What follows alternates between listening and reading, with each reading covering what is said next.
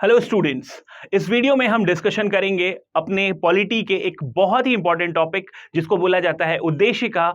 English में उसको हम बोलते हैं प्रीएम्बल। और प्रीएम्बल को हम बहुत ही अच्छे तरीके से यहाँ पर डिस्कस करेंगे, जहाँ पे आपको एक भी क्वेश्चन रहे ऐसी कोई भी गुंजाइश नहीं होगी। बहुत ही अच्छे तरीके से प्रीएम्बल को समझेंगे और उसको देखेंगे।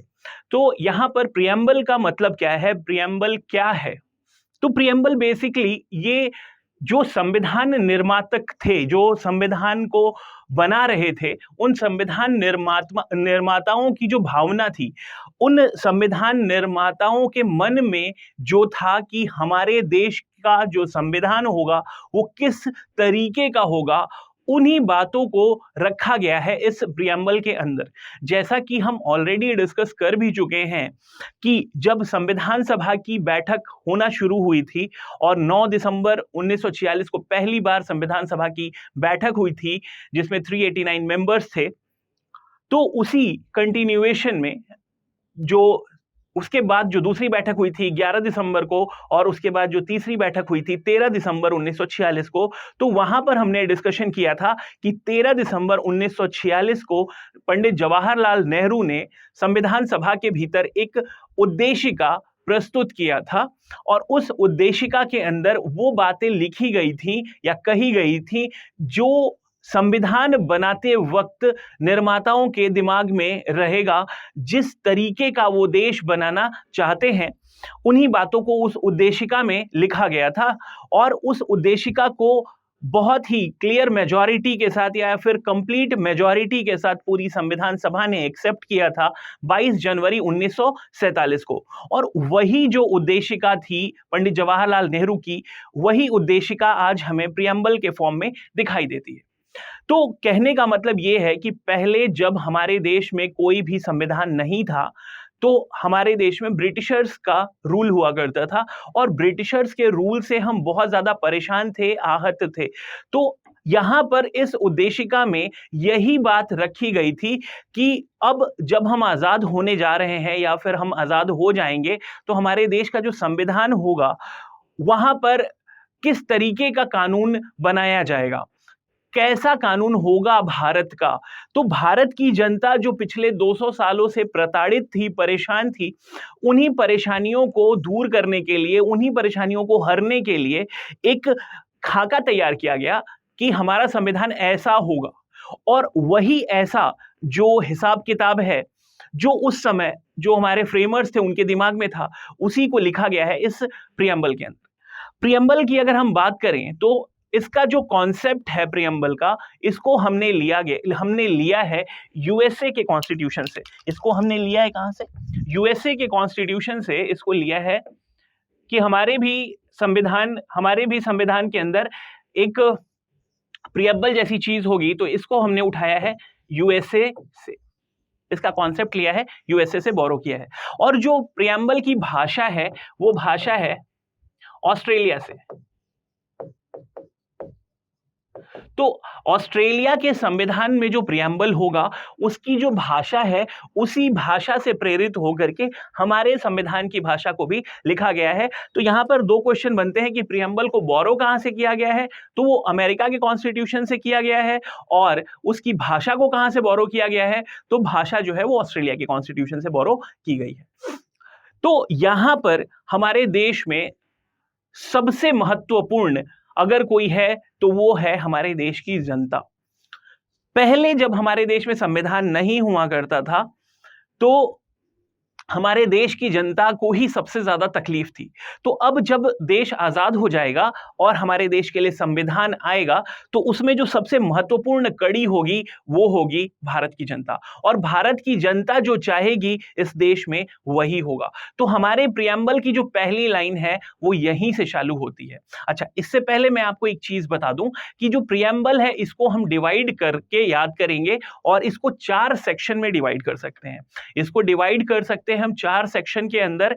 और एक शब्द है स्नो, एक शब्द है स्नो, SNOW। स्नो का मतलब होता है धुंध, और इसी धुंध को दूर करने के लिए इस शब्द को आप याद कर लेंगे या फिर इस शब्द को दिमाग में रखेंगे, तो ये प्रीएम्बल काफी अच्छे तरीके से इजीली आपको समझ में आ जाएगा।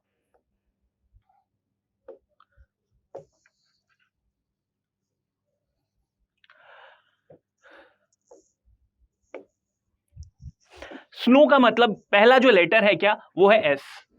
तो एस का मतलब होता है सोर्स, एस को हम रिलेट कर सकते हैं सोर्स। तो सोर्स ऑफ पावर क्या है, हमारे देश के अंदर जो लोग हैं वही है शक्ति का सोर्स। कहने का मतलब जितनी भी शक्ति है या सबसे शक्तिशाली हमारे देश में अगर कोई है तो वो भारत की जनता है। तो पहला शब्द जो बनेगा सोर्स ऑफ पावर, तो source of power will come from the people of India. Bharat की जनता जो है वो शक्ति का ही स्रोत है और भारत की जनता जैसा चाहेगी वैसा ही होगा। तो पहला पार्ट जो है उसमें बताया गया है सोर्स ऑफ पावर।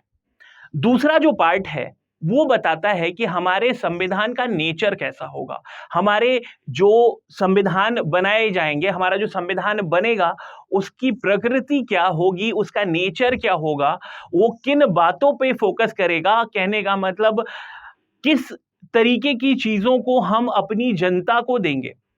हमारी जनता सबसे पावरफुल है, तो हम उस जनता को क्या क्या चीजों को सुनिश्चित करेंगे, किन बातों को सुनिश्चित करेंगे इस संविधान के तहत, और उन चीजों को हम अपनी जनता को देंगे जो वो जनता पहले नहीं पाती थी जब हम ब्रिटिशर्स के अंडर में थे। तो पहला लेटर जो आपका है वो बताता है सोर्स ऑफ पावर को, दूसरा जो लेटर है वो बताता है नेचर ऑफ द कॉन्स्टिट्यूशन को। नेचर ऑफ द कॉन्स्टिट्यूशन के बाद जो हम देखेंगे वो देखेंगे ऑब्जेक्टिव। ऑब्जेक्टिव तो हमारा ऑब्जेक्टिव क्या है, हमारे संविधान का ऑब्जेक्टिव क्या है, किस तरीके की चीजों को हम अपनी जनता को सुनिश्चित करेंगे, देंगे।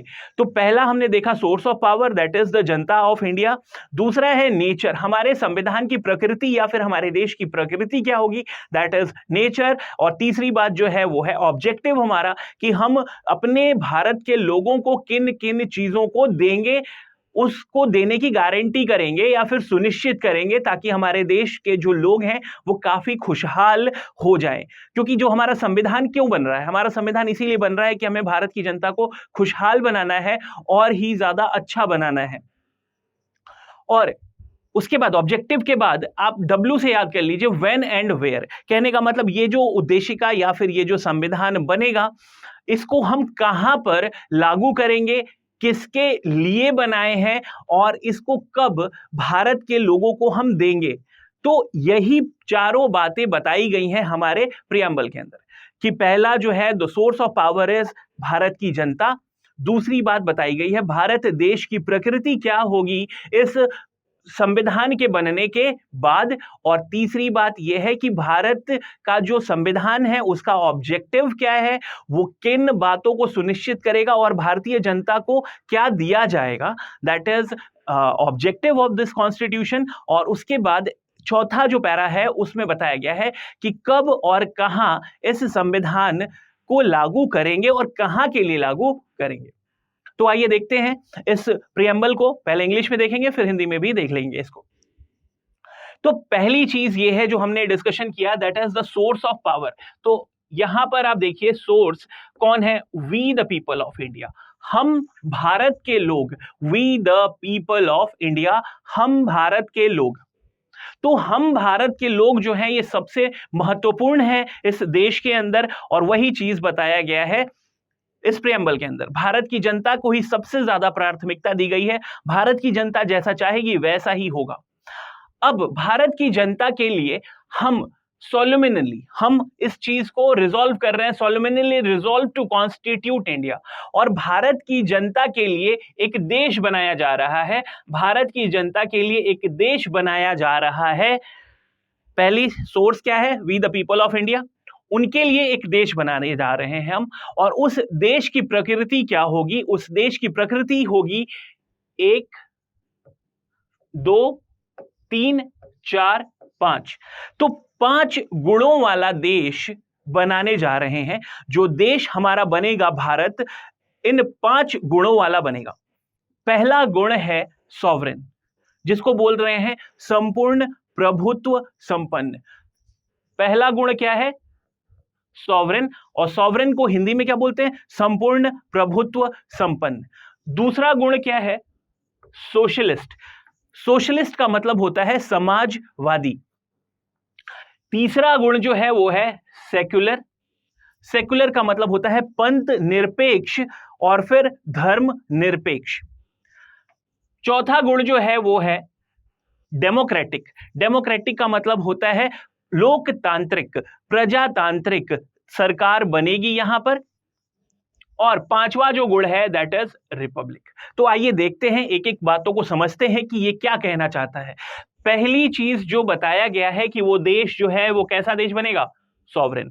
सॉवरेन का मतलब संपूर्ण प्रभुत्व संपन्न।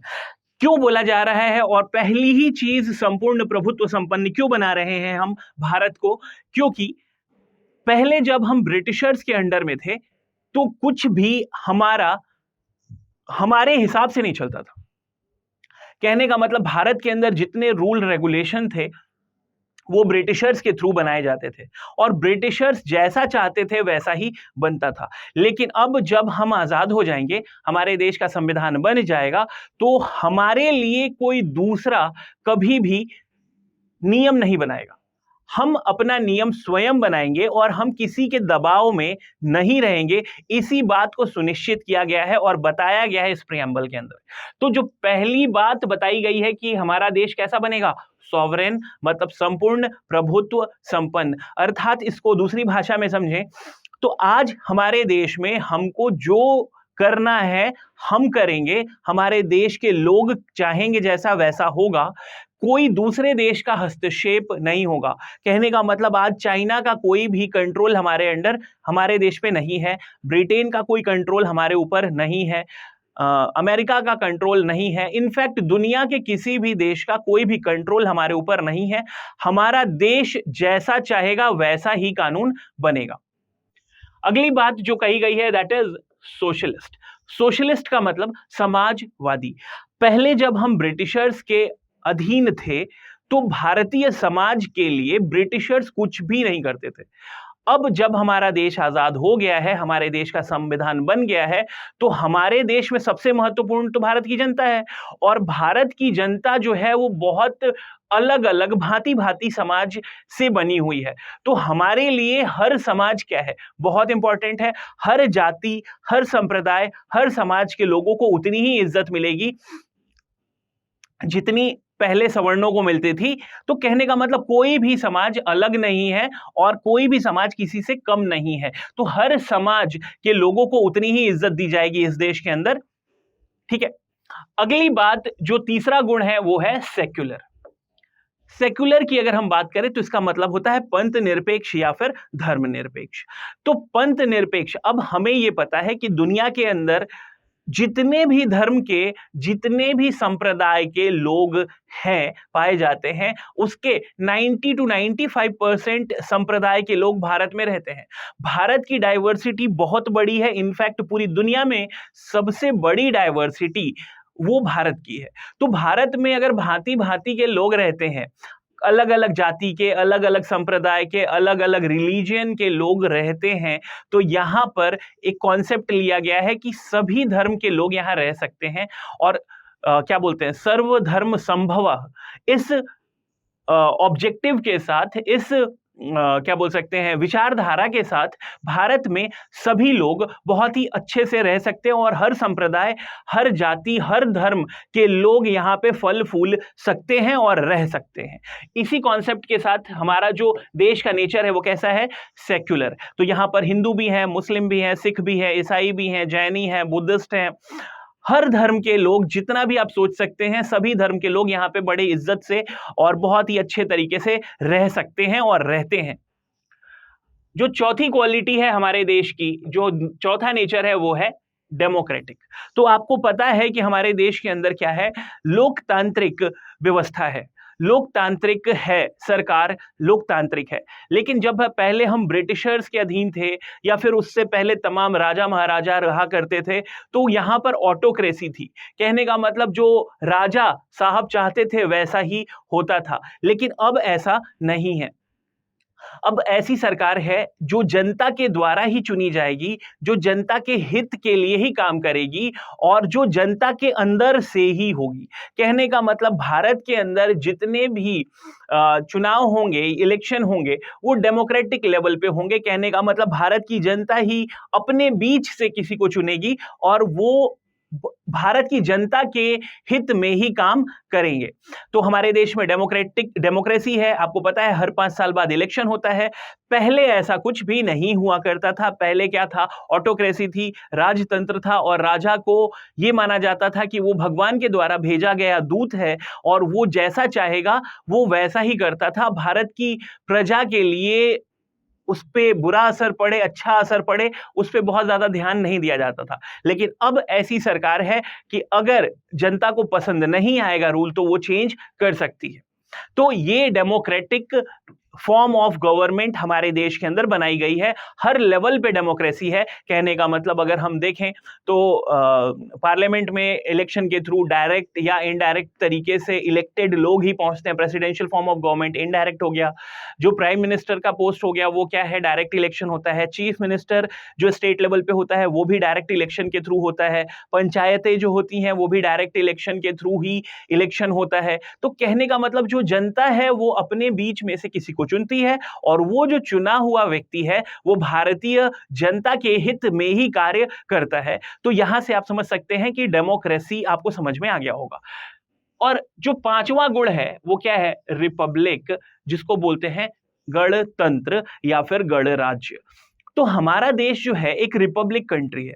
रिपब्लिक या फिर गणतंत्र देश है। हम गणतंत्र दिवस भी मनाते हैं, 26 जनवरी को मनाते हैं हमेशा गणतंत्र दिवस। तो गणतंत्र का मतलब क्या होता है, गणतंत्र का मतलब होता है, गण का मतलब होता है जनता, तंत्र का मतलब होता है शासन। तो हमारा जो देश है वो क्या है, एक गणतंत्र है। हमारा देश एक रिपब्लिक है। रिपब्लिक का मतलब होता है रिप्रेजेंटेटिव ऑफ पब्लिक। तो जो जनता को रिप्रेजेंट करने वाली चीजें हैं, जो जनता को रिप्रेजेंट कर रहा है और जनता के लिए काम कर रहा है, वो क्या है, रिपब्लिक। अर्थात हमारे देश में कोई भी पद वंशानुगत नहीं होगा, यही बताया जाता है रिपब्लिक के अंदर। आप कोई सा भी पद देख लीजिए वो वंशानुगत नहीं है। हमारे देश का जो हेड है, हमारे देश का जो कर्ता धर्ता है वो कौन है, राष्ट्रपति है। जो हमारे देश का कार्यकारी प्रमुख है वो राष्ट्रपति है। और पहले राष्ट्रपति या फिर राजा का जो पद होता है वो कभी भी जनता के द्वारा नहीं चुना जाता था, वो एक वंशानुगत पद हुआ करता था। लेकिन आज के समय में कोई भी पद हमारे देश में वंशानुगत नहीं है। इसी चीज को सुनिश्चित किया गया है इस शब्द रिपब्लिक से। तो आई गेस आपको समझ में आ गई होंगी चीजें। अच्छा, वो तो हो गया आपका बड़े से बड़ा पद राष्ट्रपति, जो कि राजा से समतुल्य है।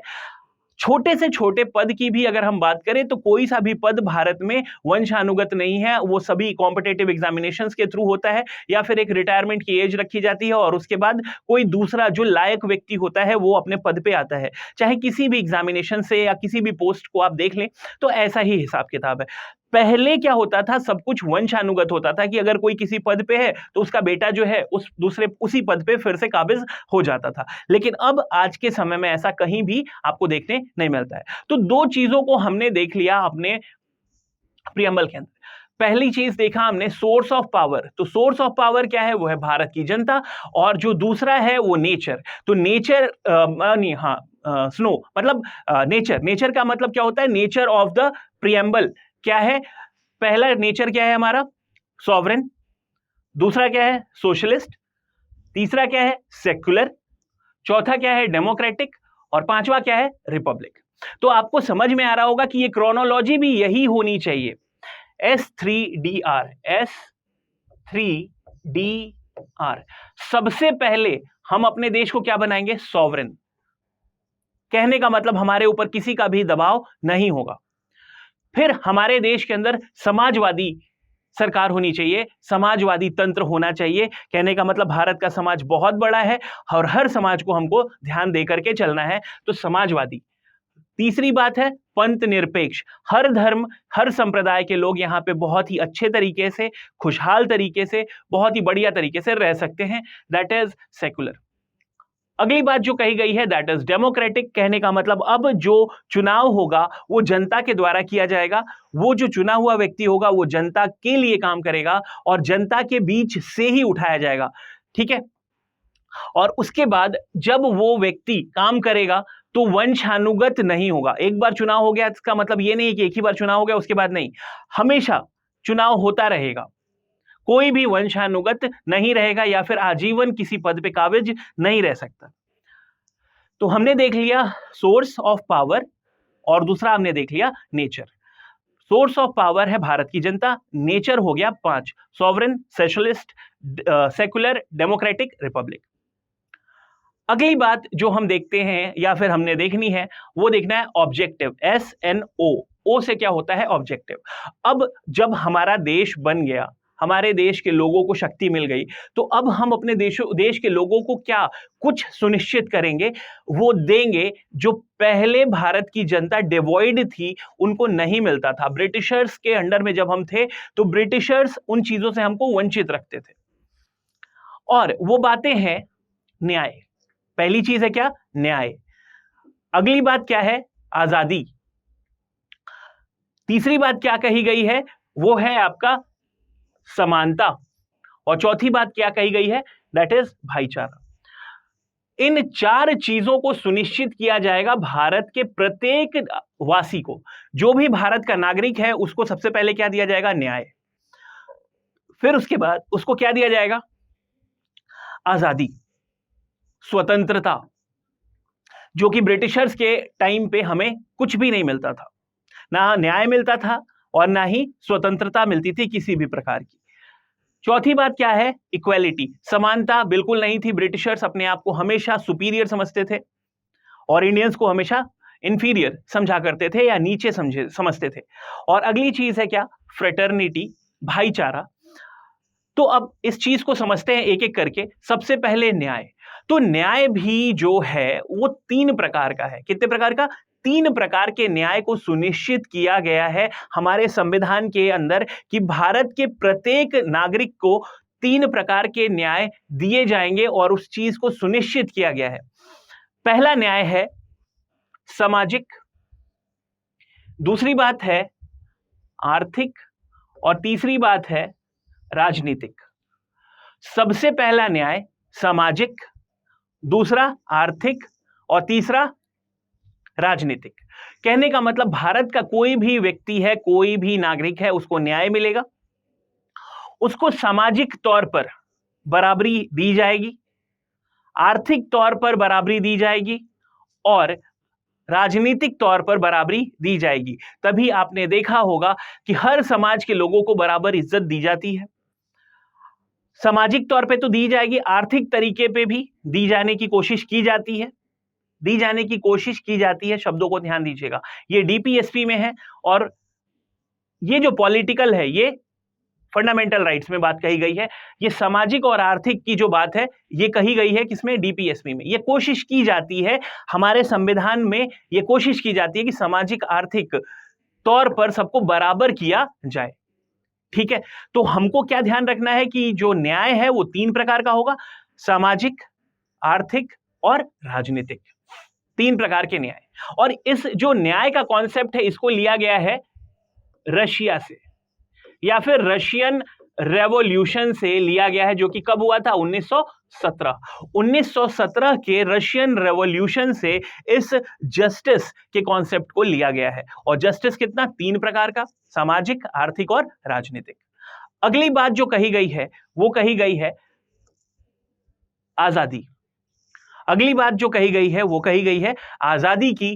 कहने का मतलब जो स्वतंत्रता की बात की गई है, स्वतंत्रता जो है, बिल्कुल ध्यान रखिएगा, 2 प्रकार की स्वतंत्रता की बात कर रहा है। नहीं, यहां पे जो स्वतंत्रता की बात कर रहा है वो है सोचने की स्वतंत्रता, सोचने की स्वतंत्रता, अपने आप को व्यक्त करने की स्वतंत्रता, भरोसा रखने की स्वतंत्रता, फेथ, विश्वास रखने की स्वतंत्रता और वर्शिप, पूजा करने की स्वतंत्रता। जो स्वतंत्रता है 1, 2, 3, 4, 5 प्रकार के स्वतंत्रता की बात की गई है। भारत के हर नागरिक को अपने विचारों को रखने की स्वतंत्रता होनी चाहिए। तो लिबर्टी ऑफ थॉट, अपने विचारों को व्यक्त करने की आजादी होनी चाहिए, लिबर्टी ऑफ एक्सप्रेशन, अपने विचारों को भरोसा रखने की आजादी होनी चाहिए अपने विचारों पे या फिर किसी भी जिस पे वो आस्था रखता है उस पे वो विश्वास कर सकता है, आस्था रख सकता है, विश्वास रख सकता है और जिस देवी देवता भगवान की, अल्लाह की, गॉड की पूजा करना चाहता है वो हर नागरिक स्वतंत्र है और ऐसा कर सकता है। तो हमने जो देखा न्याय 3 प्रकार का, आजादी जो है 5 प्रकार की। बिल्कुल ध्यान रखिएगा, अभिव्यक्ति की आजादी, सोचने की आजादी, अभिव्यक्त करने की आजादी, भरोसा रखने की आजादी, फेथ विश्वास रखने की आजादी और वर्शिप मतलब पूजा करने की आजादी। इक्वेलिटी, इक्वेलिटी की अगर हम बात करें तो यहां पर इक्वेलिटी जो है 2 प्रकार की, स्वतंत्रता जो है ये 2 प्रकार की, इक्वालिटी का मतलब क्या होता है, समानता। समानता जो है वो 2 प्रकार की समानता की बात कर रहा है, 2 प्रकार की समानता की बात की जा रही है। किसकी? Equality of status and equality of opportunity. कहने का मतलब इस देश के अंदर अगर कोई भी व्यक्ति है तो उसको, अगर 2 लोग हैं, दोनों अगर 2 अलग अलग जाति, संप्रदाय, रिलीजन के हैं और दोनों अगर सेम कार्य कर रहे हैं तो दोनों का ओहदा क्या होगा, बराबर होगा।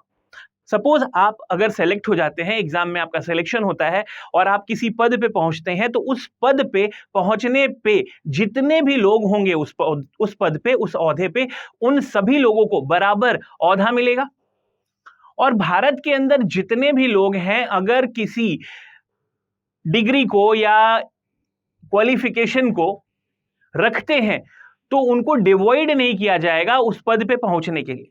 तो अर्थात पहले जब ब्रिटिशर्स के अंडर में हम थे तो ब्रिटिशर्स के अंडर में भारत का कोई भी व्यक्ति, अगर कोई वैकेंसी निकलती थी या कोई पद पे, बड़े पद पे जाना होता था तो वहां पे सिर्फ ब्रिटिशर्स जाते थे, भारत का कोई भी नागरिक अलाउड नहीं होता था। लेकिन आज के समय में क्या है, जो भी उस क्वालिफिकेशन को रखता है वो उस पद को होल्ड कर सकता है। भारत में किसी भी नागरिक के साथ भेदभाव नहीं होगा। सपोज आप मेडिकल की डिग्री रखते हैं, आपने एमबीबीएस किया है, तो अगर डॉक्टर की वैकेंसी निकलेगी तो जितने लोगों ने भी एमबीबीएस किया हुआ है सभी लोग उस पद के लिए दावेदारी कर सकते हैं और एग्जाम क्वालिफाई करने के बाद, डॉक्टर बन जाने के बाद सभी का ओहदा क्या रहेगा, बराबर रहेगा। यही बात यहां पे सुनिश्चित की गई है हमारे प्रियम्बल के अंदर, इक्वालिटी के अंदर। तो इक्वालिटी ऑफ थॉट नहीं, equality of status and equality of opportunity. Status मतलब ओहदा और अपॉर्चुनिटी मतलब क्या बोल सकते हैं, आपको जो अपॉर्चुनिटी दी जा रही है, आपको क्या बोल सकते हैं उसको, अपॉर्चुनिटी, वो सभी को क्या मिलना चाहिए, बराबर मिलना चाहिए। अगली बात जो है वो बात कही जा रही है भाईचारे की, दैट इज फ्रेटर्निटी। तो अगर आपको इतनी सारी चीजें मिली, कहने का मतलब जो एक देश मिला जो कि सॉवरेन है, फिर समाजवादी, फिर पंथ निरपेक्ष, फिर डेमोक्रेटिक, फिर रिपब्लिक देश मिल गया, 5 नेचर वाला देश मिल गया, फिर उसके बाद ये गुण मिल रहे हैं, ऑब्जेक्टिव है कि भारत के सभी लोगों को न्याय दिया जाएगा, सामाजिक तौर पर, आर्थिक तौर पर और राजनीतिक तरीके से सभी को आज़ादी दी जाएगी सोचने की, अपने आप को व्यक्त करने की, भरोसा रखने की, बिलीफ रखने की और पूजा करने की। फिर उसके बाद सभी को ओहदा दिया जा रहा है बराबरी का, सभी को अपॉर्चुनिटी दिया जा रहा है बराबरी का, मौका दिया जा रहा है। तो फिर ये देश आपसे कुछ उम्मीद करता है कि आप इस देश के सभी लोगों को इज्जत से पेश आएंगे, सभी लोगों के साथ इज्जत से पेश आएंगे। कहने का मतलब assuring the dignity of the individual. हर नागरिक जो है वो दूसरे नागरिक की डिग्निटी की का ख्याल रखेगा, उसके साथ इज्जत से पेश आएगा और देश की एकता और अखंडता, देश की एकता और अखंडता को सुनिश्चित करेगा। कहने का मतलब अगर जितने लोग हैं वो सभी लोग अगर बहुत ही अच्छे से रहें, एक दूसरे के साथ काफी बढ़िया तरीके से रहें, तो क्या होगा, सभी लोग खुशहाल रहेंगे, एक साथ रहेंगे, कोई लड़ाई झगड़ा नहीं होगा। और अगर आपस में किसी का किसी से कोई लड़ाई नहीं होगा तो सभी की एकता बनी रहेगी। और अगर सभी नागरिक एकजुट होकर के एक साथ रहेंगे तो भारत की एकता बनी रहेगी। और भारत में अगर सब राज्य, सभी संप्रदाय, सभी लोग अगर एकजुट होकर के रहेंगे तो भारत की अखंडता सुनिश्चित रहेगी, भारत कभी खंडित नहीं होगा। इस चीज को सुनिश्चित करने के लिए कोशिश की जाती है कि ऐसा हिसाब बना रहे, और अगर सभी को बराबर स्टेटस मिले, डिग्निटी मिले, तो देश की एकता और अखंडता बनी रहेगी। इसी चीज की कोशिश की जाती है। इस प्रियम्बल में यही बताया गया है। और आखिरी जो चीज है, हमने अभी तक जो देख लिया, that is the source of power, हमने देख लिया nature of the constitution, objective of this constitution की क्या देना है लोगों को, न्याय, स्वतंत्रता, समानता और भाईचारा। ये देने के बाद अब इस संविधान को लागू किया जाएगा, उसको लिख देने के बाद लागू किया जाएगा। कहां लागू किया जाएगा? तो संविधान सभा में, उसी संविधान सभा में जहां पे संविधान लागू लिखना शुरू किया गया था। और किसके लिए लागू किया जाएगा? तो भारत देश के लिए लागू किया जाएगा, जिसका एरिया है 32,87,263 वर्ग किलोमीटर के अंदर। ये इसका एरिया है, और इस पूरे एरिया में, भारत के इस पूरे एरिया में ये संविधान लागू होगा। तो इसी बात को कहा गया है कि इस संविधान सभा में 26 नवंबर 1949 को, जिस दिन इस संविधान को लिख दिया गया, और इसीलिए 26 नवंबर को क्या मनाते हैं हम? संविधान दिवस मनाते हैं, क्योंकि उसी दिन 12 बैठकों के बाद संविधान सभा को लिख दिया गया था। ठीक है, कंप्लीट कर दिया गया था, और इस देश के लोगों को समर्पित कर दिया गया था, दे दिया गया था। हियर बाई एडॉप्ट, एडॉप्ट मतलब हम इस संविधान को एडॉप्ट करते हैं, लागू करते हैं, नहीं मानते हैं। एडॉप्ट मतलब मानते हैं। फिर इनैक्ट, इनैक्ट का मतलब इसको लागू करेंगे इस देश में, और इस संविधान को हम देंगे किसको? अपने भारत के लोगों को। तो आई गेस आपको प्रियम्बल काफी अच्छे तरीके से समझ में आ गया होगा कि यहां पर सबसे महत्वपूर्ण भारत की जनता है। भारत की जनता के लिए एक 5 गुणों वाला देश बनाया गया: sovereign, socialist, secular, democratic, Republic. उस भारत की जनता के लिए देश जो है, या ये संविधान कोशिश करेगा देने के लिए न्याय। न्याय भी 3 प्रकार का: सामाजिक, आर्थिक और राजनीतिक। समानता, समानता नहीं, आजादी, आजादी किसकी? थॉट की, एक्सप्रेशन की, बिलीफ की, फेथ एंड वर्शिप की। इक्वालिटी, इक्वालिटी किसकी? स्टेटस एंड अपॉर्चुनिटी की। और फ्रेटर्निटी ऑफ, जिसमें फ्रेटर्निटी मतलब भाईचारा से रहें सब लोग, जिसमें सभी लोग क्या करेंगे? एक दूसरे की इज्जत, प्रतिष्ठा, मान मर्यादा की इज्जत करेंगे, और सभी लोग खुशहाली से रहेंगे, ताकि देश की एकता और अखंडता बनी रहे। हम लोगों ने जो डिस्कशन किया कि ये जो न्याय का कॉन्सेप्ट है, ये जो न्याय का कॉन्सेप्ट है, ये लिया गया कहां से? रशिया से। ये कहां से लिया गया? इसको लिया गया है कहां से? रशिया से। और ये जो नीचे की 3 चीजें, liberty, equality and fraternity, liberty, equality और फ्रेटर्निटी जो है, इसको उठाया गया है फ्रेंच रेवोल्यूशन से। इसको उठाया गया है कहां से? फ्रेंच रेवोल्यूशन से। ठीक है, फ्रेंच रेवोल्यूशन कब हुआ था? 1789 के अंदर, और रशियन रेवोल्यूशन कब हुआ था? 1917 के अंदर। तो ये बातें, क्वेश्चंस आते हैं यहां से कि न्याय का कॉन्सेप्ट कहां से लिया गया? तो रशियन रेवोल्यूशन। और लिबर्टी, इक्वालिटी और फ्रेटर्निटी कहां से लिया गया? तो ये फ्रेंच रेवोल्यूशन से लिया गया है। हमारे प्रियम्बल को देखा जाए तो ये जस्टिशिएबल नहीं है, ये जस्टिशिएबल नहीं है न्यायालय के अंदर। कहने का मतलब, अगर आपको प्रियम्बल की किसी बात से दुख पहुंचता है, आहत होते हैं या कोई तकलीफ होती है, तो आप न्यायालय में जा करके उस चीज के लिए न्याय नहीं मांग सकते, क्योंकि ये जो प्रियम्बल है, ये क्या बोल सकते हैं, न्यायालय में वाद योग्य नहीं है। न्यायालय में इसके ऊपर कोई डिस्कशन नहीं हो सकता। ये प्रियम्बल जो है, बस आप इसको संविधान की आत्मा कह सकते हैं। संविधान की आत्मा कहने का मतलब इस संविधान को समझने में आपकी मदद करेगा। ये नोबल थॉट्स हैं जो कि इस देश के लिए या इस देश के लोगों के लिए संविधान को बनाया गया है, इन बातों का ध्यान रखते हुए। और संविधान में अगर कोई चीज कहीं पर कंफ्यूज करती है तो उसको समझने के लिए इस प्रियम्बल का इस्तेमाल किया जा सकता है। एक ही बार इस संविधान का संशोधन किया गया है 1973 में। 1973 में केशवानंद भारती केस जो है बनाम केरल सरकार सॉरी, इसी के टाइम पर इसमें एक बार अमेंडमेंट किया गया है। तो अर्थात जो प्रियम्बल है हमारा, ये संविधान का हिस्सा है और इसमें परिवर्तन किया जा सकता है, लेकिन वो जो परिवर्तन होगा वो संविधान की जो मूल स्ट्रक्चर है, बेसिक स्ट्रक्चर है, उसको ध्यान में रखते हुए।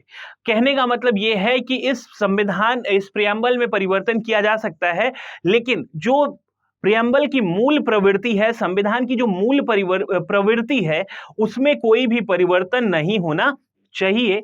बेसिक स्ट्रक्चर का कॉन्सेप्ट जो है वो डिस्ट्रॉय नहीं होना चाहिए। और ये क्वेश्चन कई बार आया हुआ है कि किस संविधान संशोधन में इस बेसिक स्ट्रक्चर या किस केस में बेसिक स्ट्रक्चर की बात की गई है, तो वो है केशवानंद भारती केस 1973। प्रियम्बल को एक बार इसमें परिवर्तन किया गया है और इसमें 3 शब्द जोड़े गए थे। 3 शब्द जोड़े गए हैं।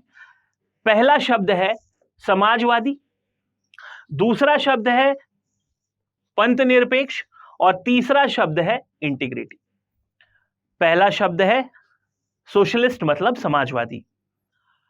इसको 42वां संविधान संशोधन 1942 में 1976 में 42वां संविधान संशोधन 1976 में जोड़ा गया है इन 3 शब्दों को। उसके बाद कभी भी कोई भी परिवर्तन इसमें नहीं किया गया है। तो ये समाजवादी, पंथ निरपेक्ष और इंटीग्रिटी। इंटीग्रिटी का मतलब होता है अखंडता। तो हमारा जो देश है उसकी एकता और अखंडता बनी रहे, इसी चीज का ध्यान रखा जाता है। तो यहां पे कितने शब्द जोड़े गए? तो 3 शब्द जोड़े गए हैं। बिल्कुल याद रखिएगा, समाजवादी, पंथ निरपेक्ष और अखंडता। किस केस में इसमें परिवर्तन हुआ था? तो ये केशवानंद भारती केस 1973 में बताया गया था कि संविधान का हिस्सा है प्रियम्बल और इसमें संशोधन किया जा सकता है, लेकिन संविधान की जो मूल प्रवृत्ति है उसमें बदलाव नहीं किया जा सकता। हम लोगों ने डिस्कशन कर रखा है कि ये नॉन जस्टिशिएबल है, मतलब इसमें कोई भी न्यायालय में वाद योग्य नहीं है। संविधान को समझने में इसका इस्तेमाल किया जाता है या फिर किया जा सकता है। फिर जो हम लोगों ने डिस्कस किया था कि जो जस्टिस, सामाजिक, आर्थिक और न्यायिक न्याय की बात की गई है, ये रशियन रेवोल्यूशन से लिया गया है। और जो लिबर्टी, इक्वालिटी और फ्रेटर्निटी का जो कॉन्सेप्ट लिया गया था, ये कहां से लिया गया है? ये लिया गया है आपका फ्रेंच रेवोल्यूशन के अंदर, जो कि 1789 में हुआ था। तो आई गेस आपको चीजें समझ में आई होंगी। So thank you, thanks for watching.